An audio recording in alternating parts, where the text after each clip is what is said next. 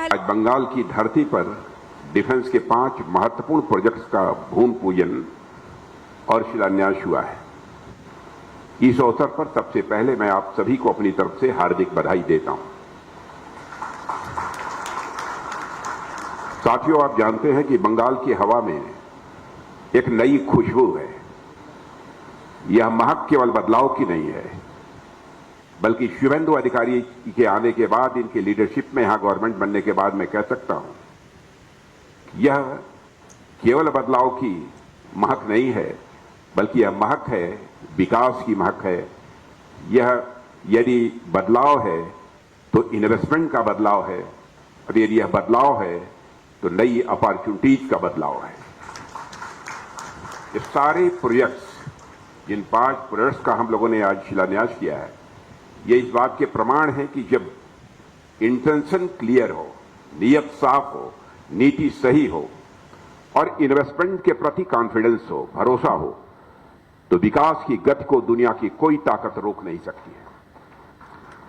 और साथियों, आज का दिन इसलिए भी यह विशेष है क्योंकि जहां कभी उद्योगों के लगातार वेस्ट बंगाल में बंद होने की खबरें आती थी, वहां आज नए उद्योगों के विस्तार की खबरें बराबर आ रही हैं। यही बदलाव बंगाल और बदलते हुए भारत की तस्वीर है।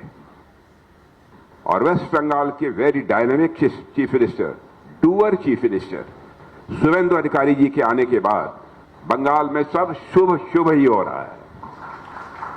और इसके लिए भी शुभेंदु अधिकारी जी, मैं आपको अपनी तरफ से हार्दिक बधाई देता हूं। हेल्थ हो, एजुकेशन हो, एग्रीकल्चर हो, इंडस्ट्री हो, साथ ही यहां की लॉ एंड ऑर्डर सिचुएशन हो, महिलाएं, बच्चे, युवा और बुजुर्ग, यानी सभी वर्गों के लोग अब एक नए कॉन्फिडेंस के साथ वेस्ट बंगाल में अपने कदम आगे बढ़ा रहे हैं। और इस कॉन्फिडेंस की बुनियाद नेशनल सिक्योरिटी में निहित होती है। और इस नेशनल सिक्योरिटी को इंश्योर करने में मैं कह सकता हूं कि श्रीमान शुभेंदु सरकार ने अपनी बड़ी भूमिका निभाई है। महज 45 डेज के भीतर, 45 डेज कितने हो गए? 106 डेज में के भीतर अपने कहे के अनुसार शुभेंदु जी की सरकार ने बॉर्डर सिक्योरिटी के लिए, वो काम तो 45 डेज में ही कर दिया था, बॉर्डर सिक्योरिटी के लिए 1100 एकड़ भूमि इन्होंने उपलब्ध कराई। यह कोई छोटी बात नहीं है। इसके लिए यहां की डबल इंजन की सरकार और यहां के मुख्यमंत्री श्री शुभेंदु अधिकारी जी को मैं अपनी तरफ से हार्दिक बधाई देता हूं। साथियों, आप जानते हैं बंगाल ने देश को बराबर नए नए विचार दिए हैं, आंदोलन भी दिए हैं, टैलेंट्स भी दिए हैं। वंदे मातरम जैसा राष्ट्र मंत्र भी यदि किसी ने दिया है तो वेस्ट बंगाल की धरती ने दिया है। अब समय आ गया है कि बंगाल भारत की विकास यात्रा को एक नई ऊर्जा दे और साथ ही एक नई गति भी प्रदान करे। और मैं विश्वास के साथ कहता हूं कि आज इस बंगाल की धरती पर हो रहा यह इन्वेस्टमेंट केवल आज का इन्वेस्टमेंट नहीं है, बल्कि आने वाले कल के भारत का यह इन्वेस्टमेंट है। बंगाल में और खासकर कोलकाता में मेरा अक्सर आना होता है, पर इस बार का आना मेरे लिए बहुत ही खास है क्योंकि आज एक साथ 5 प्रोजेक्ट्स की एक साथ नींव रखी गई है। और आज का यह दिन केवल जीआरएसी नहीं, बल्कि अब तो नवरत्न जीआरएसी, मैं गलती से जीआरएसी बोल गया, जब भी बोलना चाहिए नवरत्न जीआरएसी। यंत्र इंडिया लिमिटेड बंगाल के लिए नहीं, बल्कि पूरे देश के लिए बेहद महत्वपूर्ण है। और यह भूमि पूजन और शिलान्यास समारोह हमें हमारे विकसित भारत के संकल्प की ओर ठोस कदम बढ़ाने के लिए हम सभी को इंस्पायर भी करता है। साथियों, आज हम लगभग 3,500 करोड़ रुपए की लागत वाली 5 अत्यंत महत्वपूर्ण परियोजनाओं का भूमि पूजन और शिलान्यास किया है। इनमें जीआरएसी की 3 नई ship building facility, Raichak shipyard, timber pond Howrah ship building facility, Damodar complex ship building facility भी शामिल है। और इसके साथ ही यंत्र इंडिया लिमिटेड की 2 अत्याधुनिक मेटलर्जिकल फैसिलिटी, 3000 टन क्षमता वाली hydraulic open die forging press और रेडियल फोर्जिंग प्लांट का भी शिलान्यास हुआ है। और ये पांचों प्रोजेक्ट्स हमारी आत्मनिर्भरता, मेक इन इंडिया और मेक फॉर द वर्ल्ड की भावना को बल देने वाली है।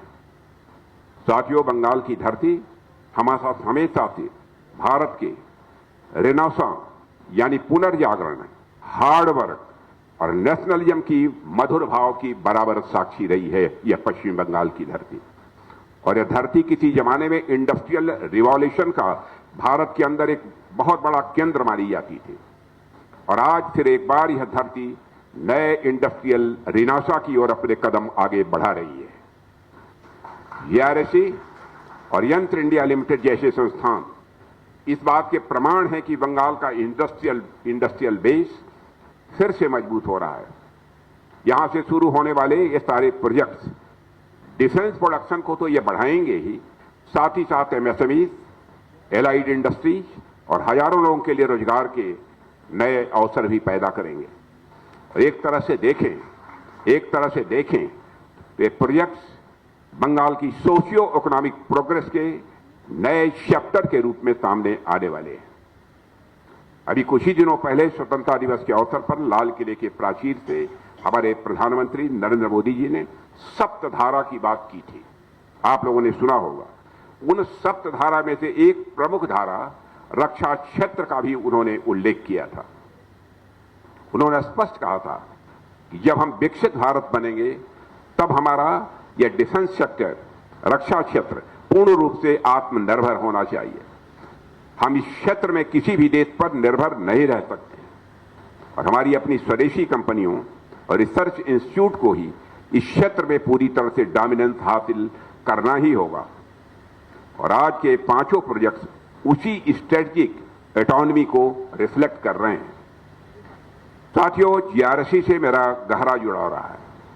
पिछले कुछ वर्षों में मुझे कई बार आपके द्वारा आयोजित कार्यक्रमों में आने का अवसर मिला है और आप लोगों से मिलकर मैंने ये देखा है कि आपका शिपयार्ड किसी भी चुनौती को स्वीकार करने और देश को आत्मनिर्भर बनाने के संकल्प के साथ हमेशा तैयार हमको दिखाई दिया है। इसके लिए मैं पुनः आप सबको अपनी तरफ से हार्दिक बधाई देता हूं। साथियों, इस शिपयार्ड में advance guided missile frigate INS Dunagiri भी निर्मित हुई है, जिसे इसी वर्ष माननीय प्रधानमंत्री जी ने राष्ट्र को समर्पित किया है।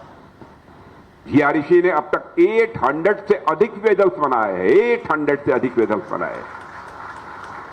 और सबसे बड़ी बात है कि आप सभी आत्मनिर्भरता के एजेंडे पर काम कर रहे हैं। एक मिशन के साथ आप सब काम कर रहे हैं।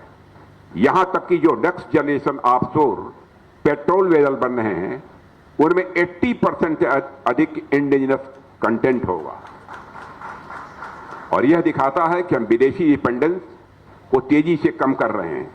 और मैं इस अवसर पर जीआरएसी को नवरत्ना स्टेटस मिलने पर भी अपनी तरफ से हार्दिक बधाई देता हूं।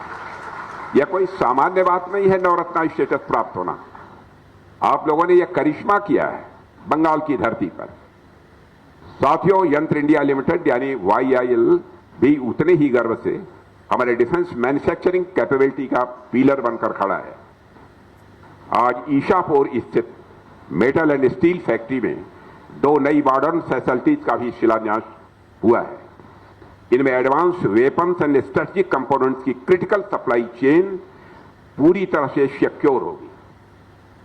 अक्टूबर 2021 में एग्जिस्टेंस में आने के बावजूद इतने कम समय में ही इस कंपनी ने जो भी हमारे प्रारंभ के चैलेंजेस थे उन चैलेंजेस को पार करते हुए लगातार फाइनेंशियल और रेगुलेटरी एक्सेलेंस भी हासिल किया है।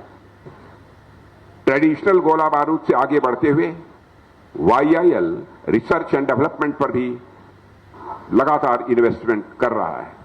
साथियों, YIL ने MSF ईशापुर में 750 करोड़ रुपए से अधिक का इन्वेस्टमेंट किया है।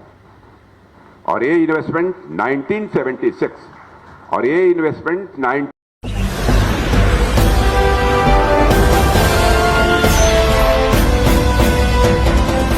आप देख रहे हैं लाइव न्यूज 19 99 राष्ट्र सबसे पहले